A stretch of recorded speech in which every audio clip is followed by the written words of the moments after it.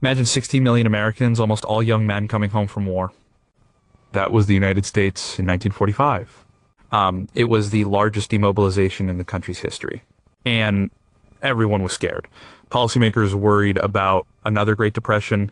What would happen when all these people suddenly needed jobs, houses, and a purpose? The economy had been running on war production for years. Now it had to switch back. Would it collapse under the strain? This fear led to a piece of legislation that was supposed to be a simple thank you, a way to help veterans readjust. But it did so much more. The Servicemen's Readjustment Act of 1944, known forever as the GI Bill of Rights, didn't just prevent an economic crisis. Accidentally and profoundly created a new America. It built the middle class. It constructed the suburbs. It transformed higher education from a privilege for the rich into a tool for the masses. It also deepened some of the country's oldest divides. How could one law do so much? How did a plan to help veterans end up defining the lives of their children and grandchildren? And if it worked so well for one generation, why haven't we seen anything like it since? Number 15, did it create a new kind of politics? Before the GI Bill, the federal government's direct involvement in the average person's life was often seen as temporary or for emergencies. Social Security was new. The New Deal was a response to a crisis. But the GI Bill was different. It was an investment. It was the government saying, we will pay for your college tuition. We will guarantee your home loan. We will give you money to start a business. This was a massive long-term commitment to the economic well-being of millions of individual citizens. And it worked. The success of the program created a new political reality. It showed that large-scale government spending on people could generate huge returns for the whole country. This wasn't just welfare, it was a strategic investment. The taxes paid by college-educated veterans, the economic activity from the housing boom, the innovation from newly minted engineers, all of it paid back the initial cost of the bill many times over.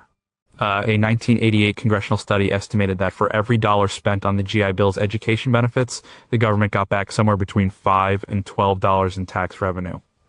The idea that government could be a positive force for creating opportunity became mainstream. This shaped political debates for decades. When President Lyndon B. Johnson pushed for his Great Society programs in the 1960s, he was building on the GI Bill's legacy. Programs like Medicare, federal aid for education, and the war on poverty were all rooted in the same idea the federal government has a role to play in improving citizens' lives and expanding opportunity. The GI Bill provided a powerful, successful example that proponents of these new programs could point to. It had taken a generation of men who might have been stuck in low-wage jobs and turned them into the backbone of the professional class. The bill also created one of the most powerful political lobbies in American history. Veterans. Organizations like the American Legion and the Veterans of Foreign Wars VFW saw their membership swell. The American Legion, which had been instrumental in drafting and pushing for the bill, became a major force in Washington. Its chief lobbyist, John Thomas Taylor, was famous for his effectiveness. He and others argued that veteran benefits were not a handout but an earned right. This perspective permanently changed how the country viewed its obligations to those who served. The Department of Veterans Affairs grew into a massive federal agency. The idea of veterans' preference in government hiring became standard practice. Veterans themselves entered politics in huge numbers.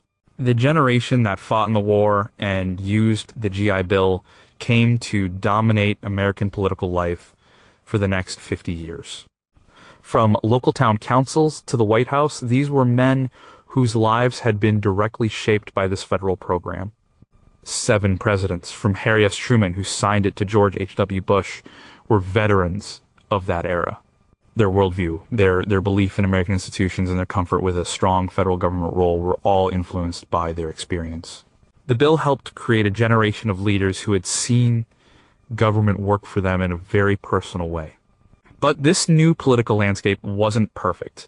The success of the GI Bill was so tied to a specific group, overwhelmingly white male veterans, that it created a blind spot. When politicians later tried to create similar broad-based social programs for all citizens, they often met with more resistance.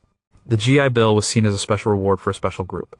Other programs were often labeled as handouts for the undeserving. The bill's success, in a way, made it harder to replicate its logic for the general population. It created a powerful precedent, but also a very specific and limited one.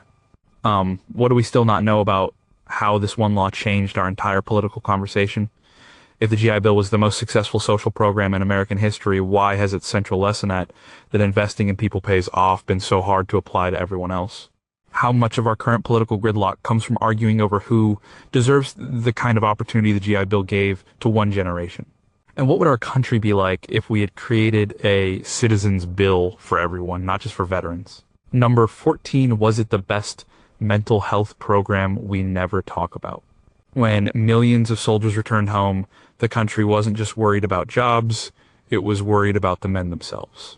They had seen and experienced things that civilians couldn't imagine. The term post-traumatic stress disorder didn't exist yet.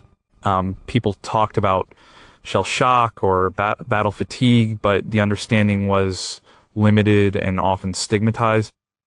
There was a real fear that these men would be unable to adjust to normal life. They might become drifters, alcoholics, or criminals.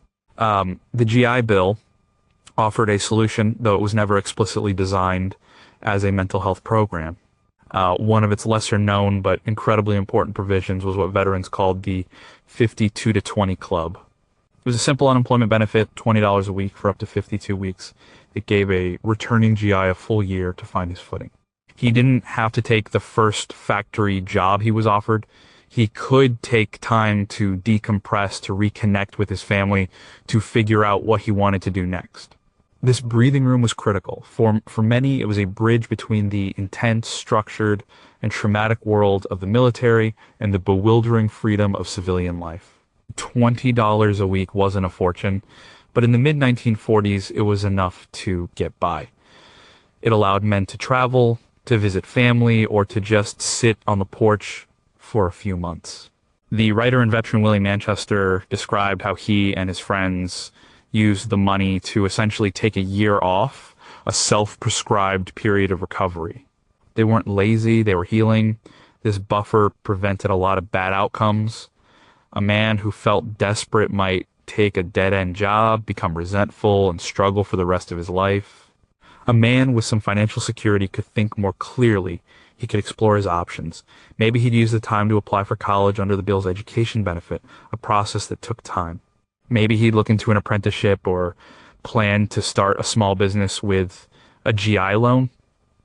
The 52 to 20 Club made those other, more transformative parts of the bill possible.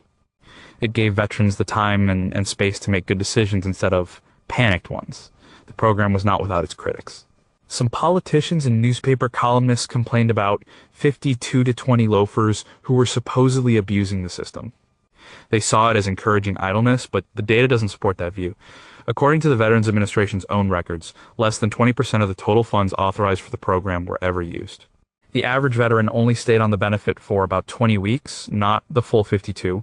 The vast majority of veterans used it as it was intended, a temporary safety net while they planned their future. Beyond the 52 to 20 Club, the very structure of the GI Bill provided a sense of purpose and forward momentum that was crucial for mental well-being. Going to college gave veterans a new mission. It put them in a structured environment surrounded by peers who had shared similar experiences. Campus became a place of transition. The focus on studying, passing exams, and earning a degree replaced the focus on military objectives. Building a house in a new suburban development and starting a family provided another kind of mission. It was about creating a peaceful, stable life, the very thing they had been fighting for. Historian Jennifer Keene has written about how the GI Bill helped create a narrative of the good war where veterans came home not as damaged goods, but as successful citizens. By enabling their success, the bill helped frame their wartime experience as a positive chapter in their lives, a source of pride rather than just trauma. It channeled their energy and ambition into productive mainstream activities. It's impossible to measure how many cases of depression, alcoholism, or suicide were prevented by giving men a degree, a house, and a future. But it's hard to imagine a more effective, if unintentional, public health intervention. So why don't we see the GI Bill's benefits as a form of preventative mental health care? How many of today's problems with veteran homelessness and suicide could be addressed with a modern-day version of the 52 to 20 club, one that provides real financial security for a year of readjustment?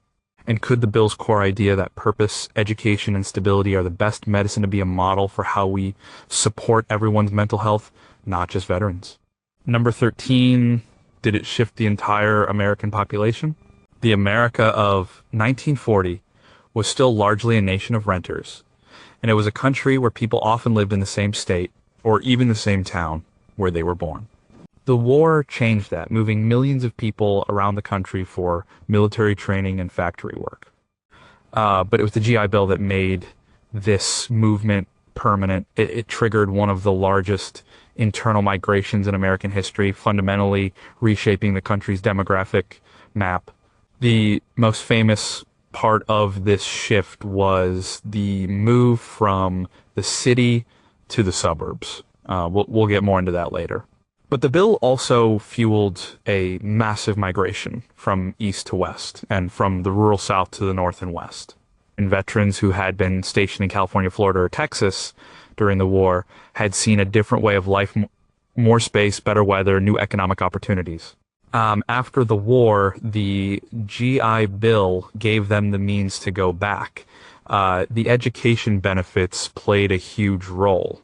A veteran from a small town in Pennsylvania could now afford to go to the University of California, Berkeley, or the University of Texas. State university systems, especially in the West and South, expanded rapidly to accommodate the flood of new students. These campuses became magnets, drawing in young, ambitious people from all over the country. Many who came for college ended up staying for life. They put down roots, started families, and built careers in these new places. California's population, for example, exploded from under 7 million in 1940 to almost 16 million by 1960. A huge number of those new residents were veterans and their families. The VA home loan program was just as important. It allowed veterans to buy homes in these growing Sunbelt states. New industries, particularly in aerospace and defense, were booming in places like Southern California and Texas.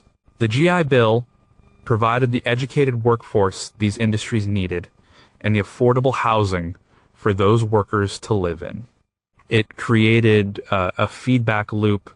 New industries attracted veterans who used their benefits to get educated and buy homes, which in turn fueled more economic growth and attracted even more people. This migration also changed the character of the places people left behind. The rural South, for example, saw a huge outflow of people. For African American veterans, leaving the Jim Crow South was often a necessity to be able to use their GI Bill benefits, as we will discuss.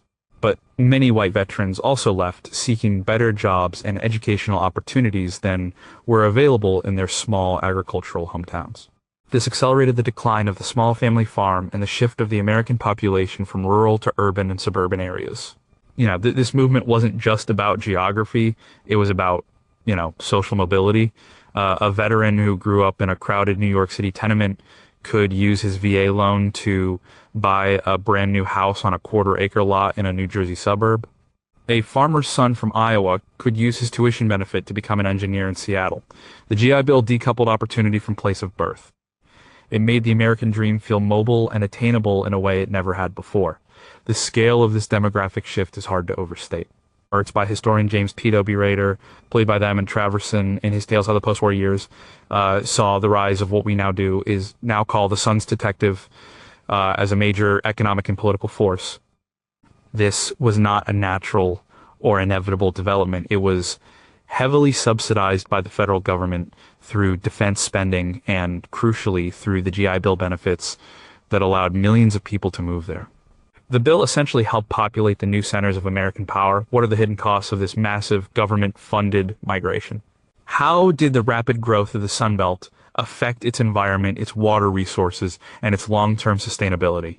What was lost when people left their old communities in the industrial Northeast and rural Midwest, and how much of the political division between red states and blue states today can be traced back to this GI Bill fueled sorting of the American population. Number 12, did it help launch the space race? When the Soviet Union launched Sputnik 1 in October 1957, it sent a shockwave across the United States. The country suddenly felt technologically behind, vulnerable.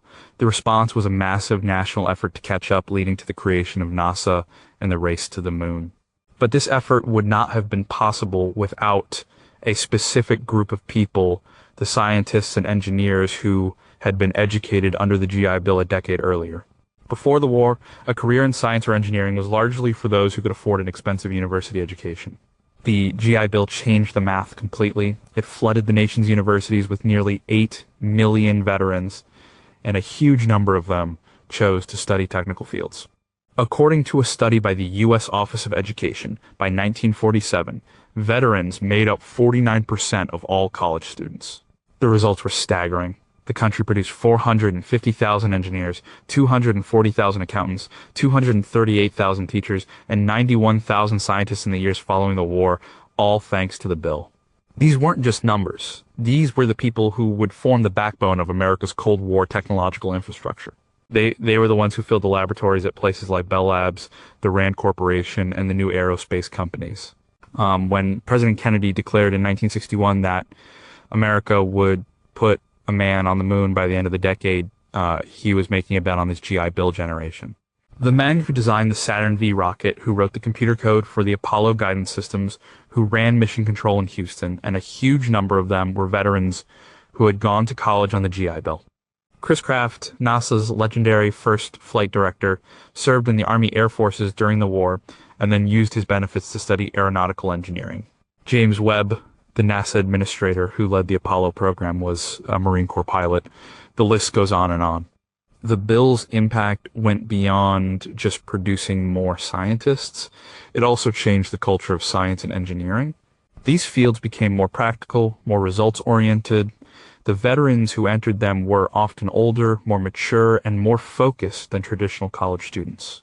They had seen the world, they had worked with complex machinery in the military, they weren't interested in abstract theory as much as they were in solving real-world problems. This pragmatic, can-do attitude was exactly what the space program needed. Furthermore, the expansion of universities that the GI Bill forced also created the modern American Research University. To handle the influx of students, universities had to build new facilities, hire more professors, and expand their graduate programs. The federal government began pouring money into university-based research, particularly in fields relevant to national defense. This created the powerful partnership between government, industry, and academia that propelled American technological dominance for the next half-century. The GI Bill provided the human capital, the educated people that made this entire system work. In her book, The GI Bill, A New Deal for Veterans, historian Kathleen J. Friedel argues that the bill was a key component of the national security state that emerged during the Cold War. The investment in education was not just about individual opportunity, it was a strategic national imperative. The country needed a large pool of technically skilled citizens to compete with its geopolitical rivals. The GI Bill delivered exactly that, right when it was needed most. Without that wave of engineers and scientists in the late 1940s and 1950s, the Apollo program might have been an impossible dream. Is it possible that America's greatest technological achievement was built on a social program designed simply to help veterans? If the GI Bill created the scientific workforce that won the space race, what happens to our technological edge when we stop making similar investments in education today?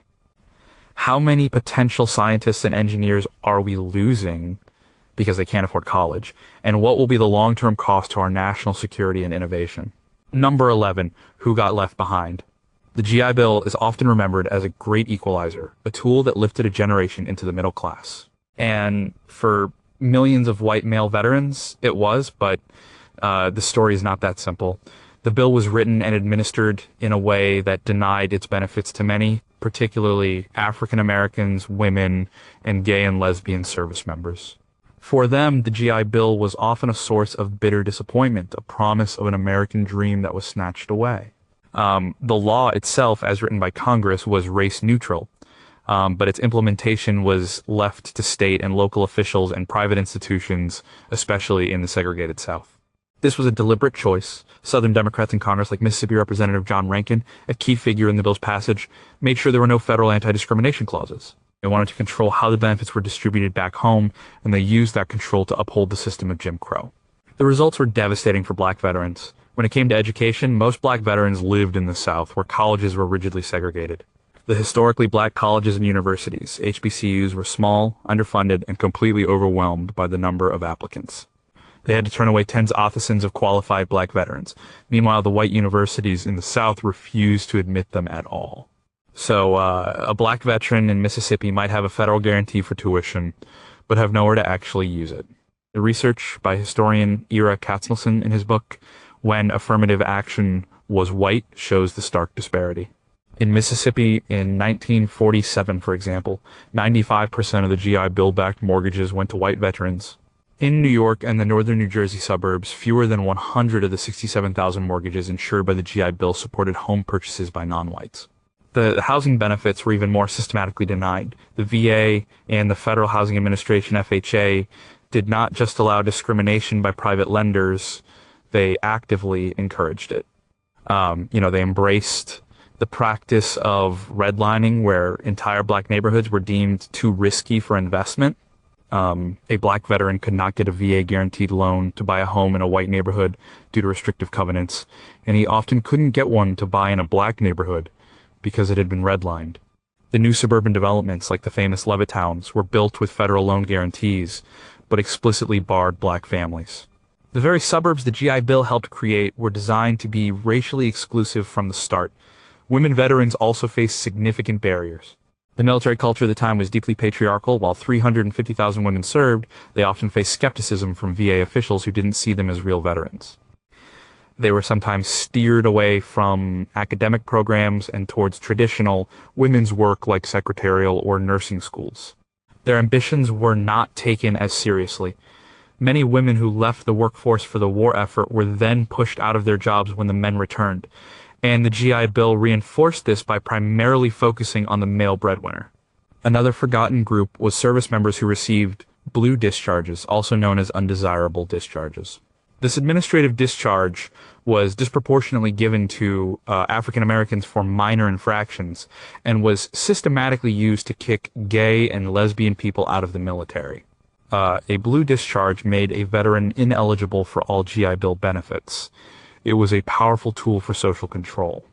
Over 48,000 soldiers received these discharges. It was a way to serve the country and then be denied the rewards of that service. This isn't just a sad footnote to a happy story, it's central to understanding post-war America. The GI Bill was one of the greatest instruments for wealth creation in American history. By largely excluding black veterans from home ownership and higher education, it massively widened the racial wealth gap. The white families who bought suburban homes with VA loans were able to build equity and pass that wealth down to their children. Black families were denied that opportunity. Much of the economic inequality that persists today can be traced directly back to this discriminatory application of a supposedly universal benefit. If the GI Bill created the modern white middle class, did it also create the modern racial wealth gap at the same time? How different would America be today if the bill had been administered fairly to all veterans, regardless of race or gender? What do we owe the descendants of the veterans who were promised a new deal, but were handed the old one? Number 10, how did it change the idea of college forever? Before the GI Bill, college in America was for two kinds of people, the very rich and the exceptionally brilliant who could win a rare scholarship. It was a finishing school for the elite. In 1939, only about 1.4 million Americans were enrolled in higher education. The idea that a regular person, a factory worker's son, a farmer, a guy from the city streets would go to college was almost unthinkable. The GI Bill demolished that idea. When the veterans came home, they flooded the campuses. By the peak year of 1947, veterans accounted for nearly half of all college admissions. Universities were completely unprepared. They faced massive shortages of everything: classroom space, housing, professors. Institutions that had been small, quiet places were suddenly bursting at the seams. Columbia University saw its enrollment double. Rutgers University went from a small men's college to a large state university almost overnight. Schools built temporary housing, often using military surplus Quonset huts, which became nicknamed veterans' villages. They held classes in chapels, gymnasiums, and rented halls. This influx didn't just change the size of universities, it changed their character. The veterans were not typical college students. They were older, often in their mid to late 20s. Many were married and had children. They had seen the world and faced life and death situations. They were serious, motivated, and impatient with the traditional rituals of college life. James Bryant Conant, the president of Harvard, was initially skeptical, worrying that the veterans wouldn't be able to handle the academic rigor. He and many others were proven spectacularly wrong. The veterans were, on average, more successful students than their younger, non-veteran classmates. They had higher GPAs and lower dropout rates. Their presence forced universities to become more practical and less elitist. The curriculum began to shift. There was a greater demand for programs in engineering, business, and education fields that led directly to good jobs. The old-fashioned classical education model started to fade. The university was no longer just a place for contemplating the great books. It was a launch pad for a professional career. It became an engine of social mobility. This created the modern American public university system. State governments, seeing the immense demand and the clear economic benefits, poured money into expanding their state colleges and universities. The University of California system, the State University of New York SUNY system, and many others grew into the massive multi-campus institutions we know today. They were built on the GI Bill model, providing accessible, affordable, high-quality education to a broad segment of the population. The idea that a college degree was the standard ticket to a middle-class life was born in this era. The bill also democratized the very idea of intellectual life. Suddenly, the people debating philosophy or solving physics problems weren't just the sons of bankers and lawyers. They were the sons of mechanics and miners. This brought a new perspective and a new energy to American academia. It created a more diverse and dynamic intellectual culture. The greatest generation wasn't just great on the battlefield, they were great in the classroom, and they transformed American higher education into the most powerful system in the world.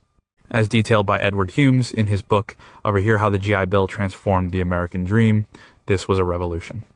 It was a bet that ordinary people, given a chance, could achieve extraordinary things, and the bet paid off. But it also set a new standard. The bachelor's degree became the new high school diploma, the minimum requirement for many professional jobs. What have we lost by turning college from a place of intellectual exploration into a pipeline for the job market? If the GI Bill made college accessible for one generation, why has it become so crushingly expensive for their grandchildren? And what happens to a society when the engine of social mobility it built, the public university, starts to run out of fuel? Number 9, did a single law build the American suburbs? Yes, it pretty much did. Before the war, only about 40% of American families owned their own homes. Most people were renters, living either in dense cities or on rural farms. The classic American suburb of single-family homes, green lawns, and 2-car garages did not exist on a mass scale. The GI Bill, and specifically its VA loan guarantee program, was the catalyst that created it. The program was revolutionary. For a veteran, it allowed him to buy a home with a very low interest rate and, most importantly, with little or no money down.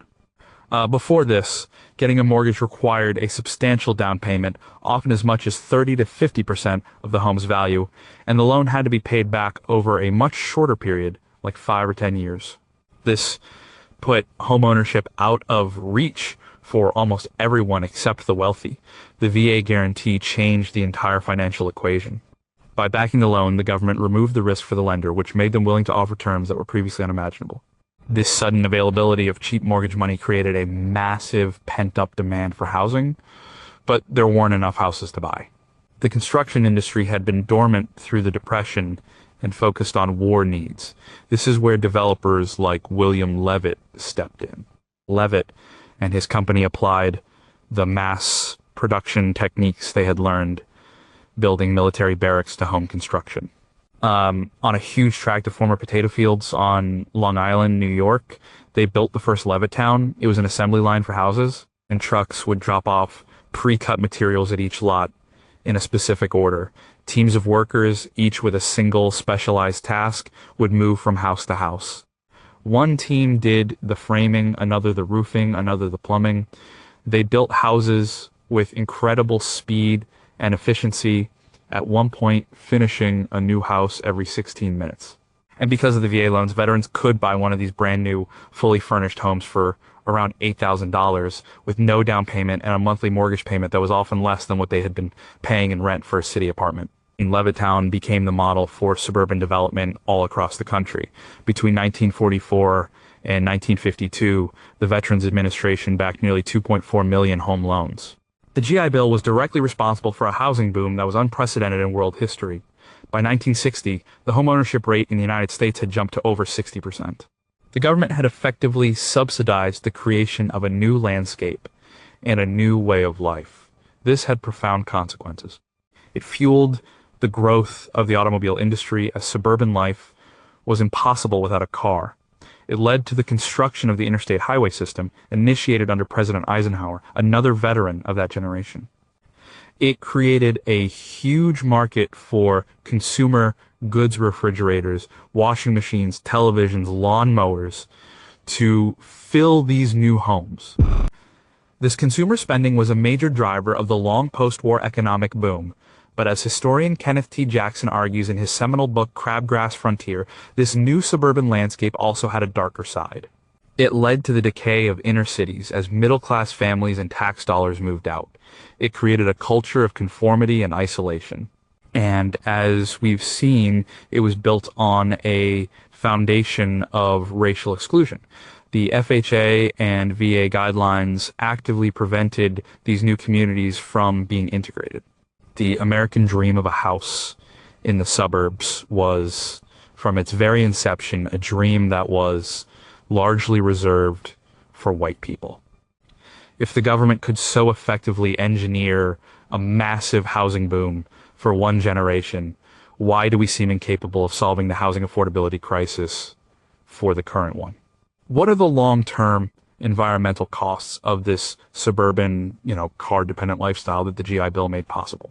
And how much of our current social and political polarization is a result of Americans sorting themselves into these separate, homogeneous suburban communities that were first built 75 years ago?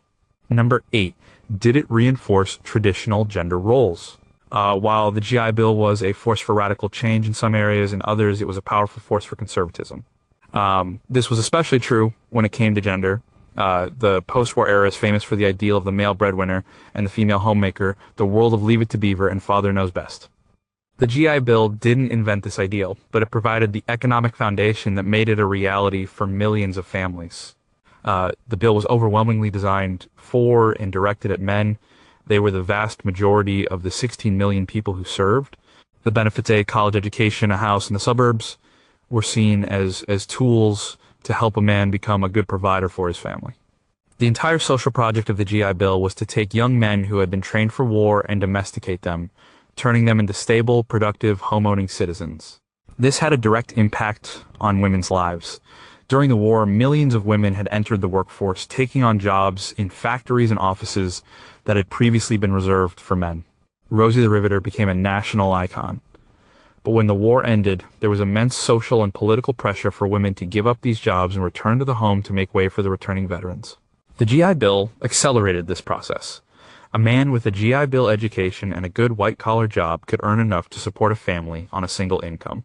A woman who might have otherwise needed to work was now able to and encouraged to stay home and raise children. The impact on higher education was particularly stark. Before the war, women had been making steady gains in college enrollment. During the war, with so many men away, women made up a large percentage of students on many campuses.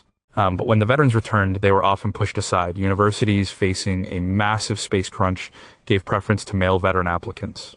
The number of women admitted to many colleges dropped sharply. Some women's colleges were even pressured to start admitting men. The focus of women's education often shifted to home economics and other fields considered appropriate for future wives and mothers. Historian Elizabeth Cohen, in her book A Consumer's Republic, describes how this new suburban life, funded by the GI Bill, created a new role for women as the family's chief consumer. The home was her domain. Her job was to manage the household, raise the children, and purchase the goods that symbolized the family's middle-class status.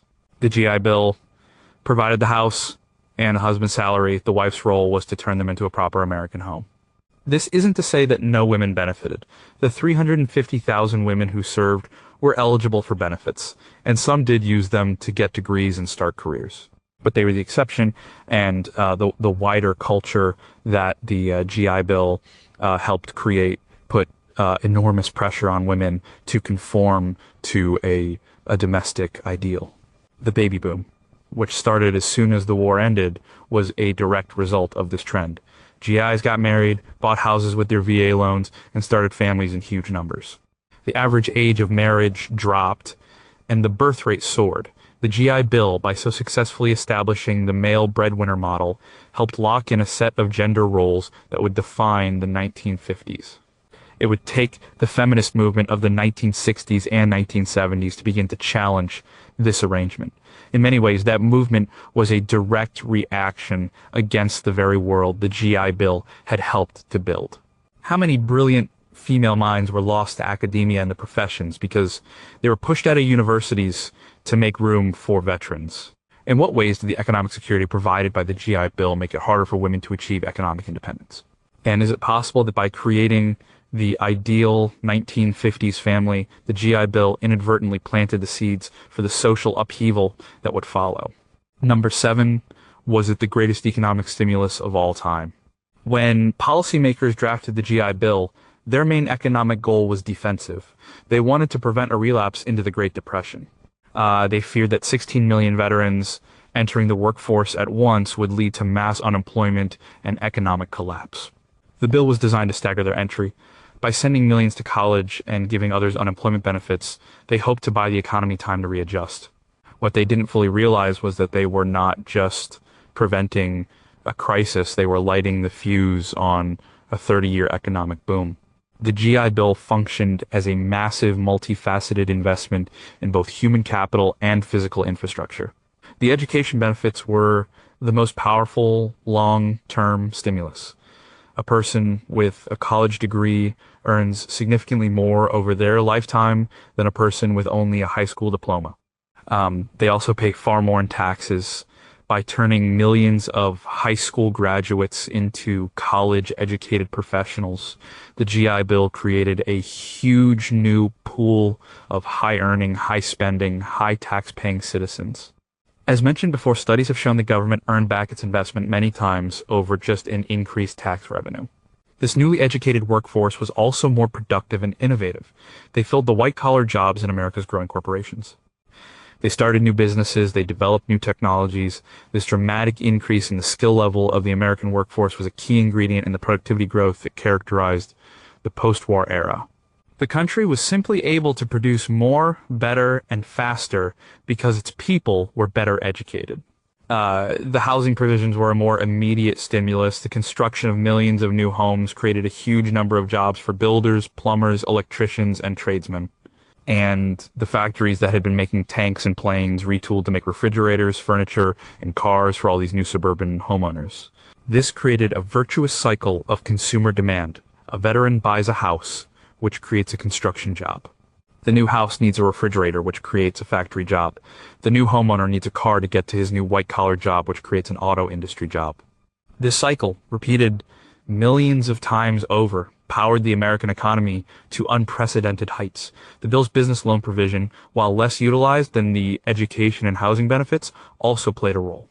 It helped thousands of veterans start small businesses, which are a critical engine of job creation and economic dynamism. From local diners to small manufacturing firms, GI entrepreneurs helped build the post-war economy from the ground up. The result of all this was the creation of a large, stable, and prosperous middle class. Between 1950 and 1970, the median American family's real income roughly doubled. This was an era of shared prosperity, where economic growth benefited a broad swath of the population. The GI Bill was not the only cause of this strong unions, and a progressive tax structure also played a role, but it was arguably the most important single factor. It provided the launching pad for a generation's economic success. Suzanne Mettler, a political scientist and author of Soldiers to Citizens, the GI Bill, and the Making of the Greatest Generation, argues that the bill was so successful because it wasn't a handout. It was what she calls a submerged social policy.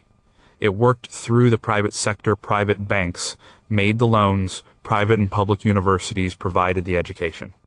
It felt like an earned benefit, not welfare. This made it politically popular and incredibly effective. It channeled government money into the hands of citizens and let them use it to build their own prosperity, which in turn built the nation's prosperity. Why have we abandoned the GI Bill's successful model of investing directly in the education and housing of ordinary citizens as a primary economic strategy? If a massive investment in human capital worked so well once, could a similar GI Bill for all be the answer to today's economic inequality? Or was the bill's success a unique product of its time, impossible to replicate in our more complex, globalized world? Number 6, what did it do to the labor market? The GI Bill fundamentally restructured the American labor market, accelerating a shift that had been slowly underway for decades. It marked the transition from a primarily blue-collar industrial economy to a white-collar, service and knowledge-based economy. It changed not just the kinds of jobs people did, but the very meaning of work itself. Before the war, a good job for most men meant a steady position in a factory, a mine, or on a farm. It was about physical labor. A high school education was often more than enough. The GI Bill's education benefits created a new path. Suddenly, millions of men who would have followed their fathers into the factory had the option of becoming an accountant, a manager, an engineer, or a teacher. They could trade a life of manual labor for a life of mental labor. This created a massive supply of educated workers, just as the American economy was creating a massive demand for them. The post-war years saw the growth of large, complex corporations that needed armies of managers, marketers, and researchers. The government itself was expanding, needing more administrators and civil servants. The new suburban schools needed teachers. The growing healthcare system needed doctors and technicians. The GI Bill provided the people to fill all these new white-collar roles. This had a profound effect on the status of blue-collar work. As more and more people went to college, a bachelor's degree started to become the baseline qualification for a good middle-class job. The path of going to work right after high school, which had been the norm for generations, began to seem like a lesser option. This created a new kind of class division, one based not just on income but on education. The college educated became a distinct group with different career paths, different cultural values, and different economic prospects. The bill also had a complicated relationship with labor unions. In the short term, some unions worried that the bill would create a flood of highly skilled non-union workers that would depress wages. But in the long run, the effect was more nuanced. The overall economic prosperity that the GI Bill helped create was good for everyone, including union members. Strong wage growth in the post-war era meant that a union factory worker could also achieve a comfortable middle-class life, even without a college degree. However, the long-term shift towards a white-collar economy, which the bill accelerated, contributed to the eventual decline of the private sector union movement decades later. The GI Bill also professionalized many fields. Take teaching, for example. Before the war, many teachers had only a 2-year normal school certificate. The GI Bill pushed teaching to become a graduate-level profession, requiring a 4-year bachelor's degree. The same thing happened in business, with the rise of the Master of Business Administration MBA degree, and in many other fields. The bill raised the educational standards for the entire workforce. This transformation is captured in sociological studies of the time, like William H. White's The Organization Man, 1956. White described a new kind of employee, the loyal corporate man, who spends his entire career at one company, moving up the ladder. This figure, so central to the 1950s and 60s, was often a product of the GI Bill. His college degree was his entry ticket to this stable, predictable corporate world. The bill helped create not just a new kind of worker, but a new corporate culture. How much of the current divide between those with and without a college degree can be traced back to the GI Bill's transformation of the labor market. Did the bill, by elevating white-collar work, inadvertently devalue the skilled trades and manual labor that are essential to our economy? And what happens when the white-collar jobs the GI Bill generation took for granted are themselves threatened by automation and globalization? Number 5, did it create the American dream? The phrase the American dream has been around for a long time, but the GI Bill is what gave it its modern, tangible form. Before the war, the dream was a vague concept about freedom and opportunity. After the war, it became something very specific: a good, steady job, a single-family home in a safe suburban neighborhood, a car in the driveway, and the ability to give your children a better life than you had. The GI Bill was the machine that manufactured this dream on a mass scale. It did this by making the key components of the dream accessible. The education benefit provided the path to the good, steady job. For a generation of men who grew up during the Great Depression, the economic security of a white-collar profession was the ultimate prize. The bill took this from a fantasy to a realistic goal for millions. The VA loan program provided the house. Homeownership was the cornerstone of the post-war American dream. It represented stability, success, and a literal stake in the country. A house was not just a place to live, it was the primary asset through which middle-class families built wealth. The GI Bill made this possible for people who had never imagined they could own property. The image of the veteran returning home, getting married, and buying his first house became a central part of American culture. These two benefits worked together to create a powerful engine of intergenerational mobility. A veteran who was the first in his family to go to college could get a job that allowed him to buy a house in a suburb with good schools. His children would then grow up with advantages he never had, and they would be even more likely to go to college and succeed. The bill didn't just improve the lives of the veterans, it fundamentally changed the life trajectory of their children and grandchildren. This upward mobility became the very definition of the American dream. The bill also shaped the cultural expression of the dream. The new medium of television, which exploded in popularity in the 1950s, broadcast images of this GI Bill-funded lifestyle into every home. Shows like Ozzie and Harriet, Ozzie Nelson was a veteran, depicted a comfortable, happy suburban existence that became the national ideal. Magazines like Life and the Saturday Evening Post ran endless stories and advertisements celebrating this new way of life. The GI Bill didn't just build the houses, it helped build the mythology that surrounded them. But it's crucial to remember that this was a very specific and exclusionary version of the dream. As we've discussed, it was primarily a dream for white men. The mechanisms of the bill systematically denied black veterans access to the very same tools of upward mobility. For them, the American dream remained just that, a dream, deferred and denied. The dream of the single-family home in the suburbs was built on the reality of segregated cities and redlined neighborhoods. This creates a complicated legacy. The GI Bill proved that the American dream could be engineered. It showed that with the right government policies, it was possible to create widespread prosperity and opportunity.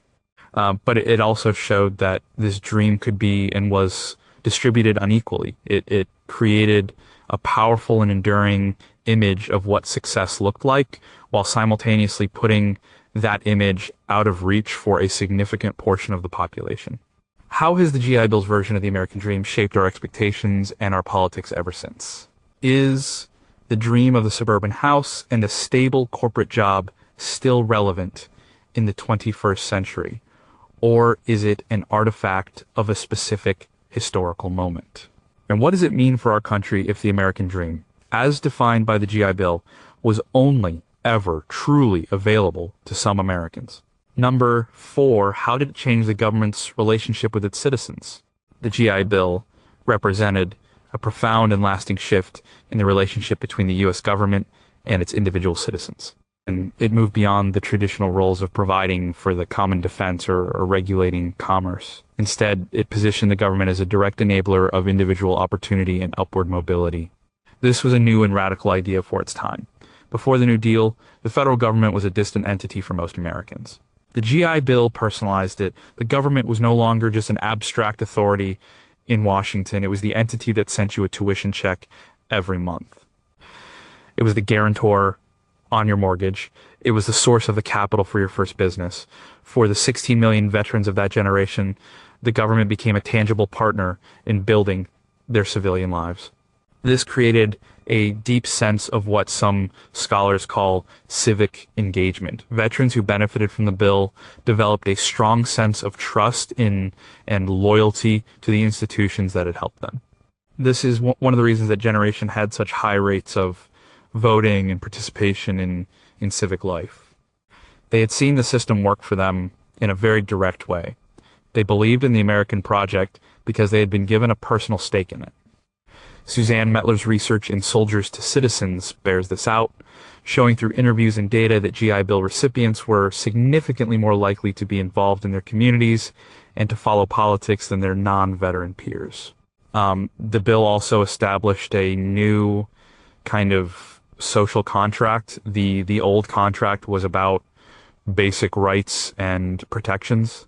The new GI Bill era contract was about opportunity. The deal was this: if you serve your country will invest in your future.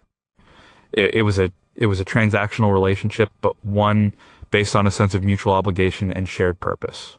This idea of earned benefits became a powerful political concept that shaped social policy for decades. It's the same logic that underpins programs like Social Security and Medicare. You pay in and you get benefits out. The GI Bill was a model for this kind of contributory, rights-based social program. This new relationship also required a huge expansion of the federal bureaucracy. The Veterans Administration grew from a relatively small agency into one of the largest departments of the government. It had to process millions of applications, administer payments to thousands of colleges, and oversee a massive home loan program. This created a permanent, large-scale government infrastructure dedicated to providing services directly to citizens. The GI Bill proved that the government could manage complex social programs on a national scale, a crucial precedent for the Great Society programs that would follow in the 1960s. However, this new relationship was not without its problems. As we've seen, the government's role as an enabler of opportunity was not extended to all citizens equally. The way the VA administered the bill's benefits, particularly in the South, showed that this new, closer relationship between citizen and state could also be a vehicle for enforcing the existing social hierarchy and racial discrimination. The government could be a partner, but it could also be a gatekeeper. And over time, the memory of the GI Bill's success has faded, and the relationship it fostered has frayed. The sense of trust in government has declined dramatically since the 1960s. Many Americans now view the government not as a partner, but as an obstacle or an adversary. The GI Bill stands as a reminder of a different time when a partnership between the government and its citizens created unprecedented prosperity. What would it take to restore the kind of trust in government that the GI Bill generation felt? Is it possible to create a new social contract based on opportunity in our more cynical and divided age? Or was the unique relationship forged by the GI Bill a product of a shared national crisis, the Depression and the War-S, that can never be repeated? Number 3, did it prevent a revolution? This might sound dramatic, but it's a question worth asking. In the aftermath of major wars throughout history, social unrest is common. Armies of young men, trained in violence and disillusioned by their experiences, return home to find a lack of jobs and opportunity. This is a recipe for political instability. After World War I, this exact scenario played out across Europe, contributing to the rise of extremist political movements. Even in the United States after the First War, there were signs of trouble. The Bonus Army March of 1932 was a traumatic event. Tens of thousands of World War I veterans, left jobless by the Depression, marched on Washington to demand early payment of a promised bonus. The government responded by sending in the army, led by General Douglas MacArthur, to drive them out of their encampments with tear gas and bayonets. The images of American soldiers attacking American veterans were a national disgrace. The people who designed the GI Bill had this memory fresh in their minds. They knew they could not make the same mistake again. Harry W. Colmery, the former national commander of the American Legion, who is credited with writing the first draft of the bill in a Washington hotel room, was determined to create a comprehensive solution. He and others understood that simply giving veterans a cash bonus was not enough. They needed a path back into society. They needed opportunity, not just a handout. The GI Bill was a brilliant piece of social engineering designed to absorb the shock of demobilization. Instead of 16 million men hitting the streets looking for work all at once, the bill sent millions of them to college campuses. It gave millions more years worth of unemployment benefits to tide them over. It helped others start businesses or buy farms. It channeled their energy, their ambition, and their potential frustration into productive mainstream activities. Think about the alternative. Imagine millions of young men skilled with weapons and accustomed to military discipline returning to a country with no jobs, no housing, and no future. It's not hard to imagine them becoming a source of massive social and political unrest. They could have been drawn to radical political movements on the left or the right. The GI Bill offered them a different path, a path into the middle class. It gave them a stake in the system. A man who is busy studying for an engineering degree or paying the mortgage on his new house is not a man who is likely to join a political protest or a paramilitary group. In his book, The Dead and the Living, historian Paul Fussell, a veteran himself, writes about the deep anger and cynicism many soldiers felt after the war. The GI Bill provided a constructive outlet for these feelings. It was a tacit acknowledgement from the government that these men deserved more than just a parade and a thank you. It was a tangible investment in their future, and it helped to reintegrate them into a peaceful, prosperous society. The success of the GI Bill in this regard is so complete that it's hard for us to even imagine the alternative. The post-war period in America is remembered as a time of consensus, stability, and optimism. But that outcome was not guaranteed. It was the result of a deliberate and incredibly successful policy choice. The GI Bill was, in a very real sense, a peace treaty between the government and its own soldiers. It ensured that the war would not be followed by a bitter, drawn-out conflict at home. How close did America come to a period of major social unrest after the war? What lessons from the GI Bill's success at social integration have we forgotten in how we treat veterans from more recent wars? And in an era of growing political polarization and discontent, could a new universal GI Bill and an investment in everyone's future disciple be the key to preventing our own kind of social breakdown? Number two, did it accidentally create the modern university? We've talked about how the GI Bill changed who went to college, but its impact on the institutions themselves was just as profound. It didn't just expand the American university system, it fundamentally remade it into the model that is now copied around the world. It created the large, public, research-oriented, and surprisingly democratic institution that we know today.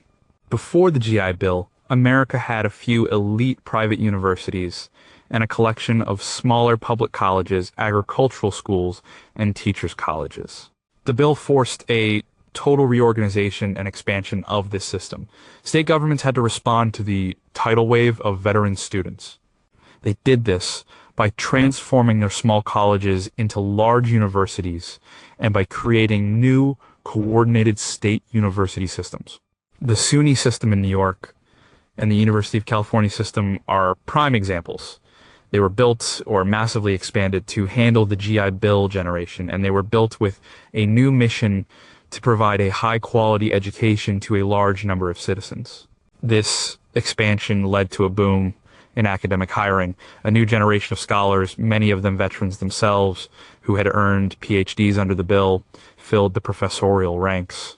This, combined with an influx of scholars who had fled Europe before and during the war, created the most dynamic and productive academic environment in the world. The flood of federal money associated with the GI Bill also changed the financial model of higher education.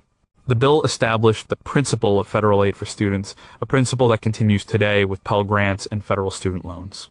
It also normalized the idea of large-scale federal funding for university-based research, especially in the sciences, which began in earnest during the war and accelerated during the Cold War. This created the research university model, where professors are expected to both teach and conduct cutting-edge research.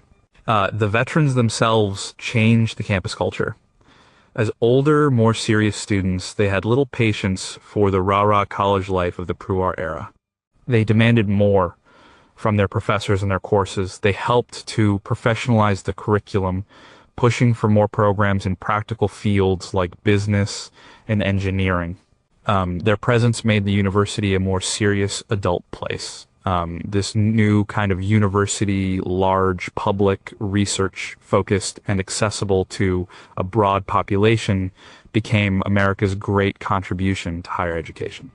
It was different from the elite, class-based model of the old European universities. It was an engine of innovation and a vehicle for social mobility all at once. For several decades, this system was the envy of the world, providing the best advanced education to the largest number of people in human history. As author Mark Gellman points out in his book, The Best and the Brightest, the generation of leaders who guided America through the mid-20th century were products of this GI Bill expanded university system. From corporate boardrooms to the halls of government, the country was run by people whose worldview was shaped on these newly vibrant and democratic campuses. The modern American university, in short, was a direct and perhaps unintentional consequence of a bill designed simply to help veterans. As state funding for public universities has declined and tuition has skyrocketed, are we dismantling the very system the GI Bill helped to build? Has the focus on research and federal grants in the modern university come at the expense of undergraduate teaching, the original mission that the GI Bill expanded? And what happens to a democracy when its great public universities become, once again, as they were before the war, inaccessible to the majority of its citizens? Number one, what if it never happened? To truly understand the impact of the GI Bill, you have to engage in a bit of counter history. What would America look like today if the Servicemen's Readjustment Act of 1944 had never been passed? First, the economy would have been dramatically different. It is very likely that the fears of the policymakers would have come true. The return of 16 million men to the workforce without a plan would have almost certainly triggered a severe recession, if not another full-blown depression. Unemployment would have been rampant. The economic instability could have led to massive social and political unrest, perhaps echoing the turmoil that gripped Europe after the First War. The physical landscape of the country would be unrecognizable. The great suburban expansion would not have happened, at least not on the same scale or speed. America would be a more urban and more rural country. Most people would still be renters living in city apartments or farmhouses. The massive consumer boom fueled by suburbanization, the explosion in sales of cars, appliances, and home goods would have been a fraction of what it was. The interstate highway system might never have been built. Our system of higher education would be a shadow of its current self. The great public university systems would be much smaller, and college would have remained a privilege for the wealthy. Millions of people who became doctors, scientists, engineers, and teachers would have instead spent their lives in factories or on farms. The technological and scientific boom of the post-war era, including the space race, would have been severely hampered by a lack of human capital. The American middle class, as we know it, might not exist. The GI Bill was the single greatest instrument for social mobility in American history. It lifted millions of working-class families into the middle class in a single generation. Without it, America would likely be a much more unequal society with a small, college-educated elite and a vast working class, much like the pre-war era. The shared prosperity of the 1950s and 60s would have been a pipe dream. The racial wealth gap, while already significant, would be structured differently but would likely be just as severe. While the bill was administered in a discriminatory way, a full-blown post-war depression would have been devastating for all working-class people, and especially for African Americans who were already at the bottom of the economic ladder. The political history would have changed too. The generation of leaders who emerged from the war and the GI Bill, with their shared experiences and general faith in government institutions, would not have come to power. The political consensus of the post-war era might have given way to a more fractured and radical politics. Thinking about this alternate reality makes the GI Bill's true importance clear. It wasn't just one policy among many. It was a foundational event. It was the moment when America made a deliberate choice to invest in its own people on an unprecedented scale. That investment created the country we live in today, for better and for worse. It built the suburbs, educated the workforce, funded the American dream, and created the modern middle class. It also entrenched racial inequality and reinforced traditional gender roles. It is the key that unlocks the story of modern America. If one law could so profoundly reshape a nation, what does that tell us about the power of policy to solve our current problems? Why do we see the GI Bill as a historical artifact instead of a repeatable model for national investment? And the most important question of all after seeing what it accomplished, why have we never tried anything so bold again?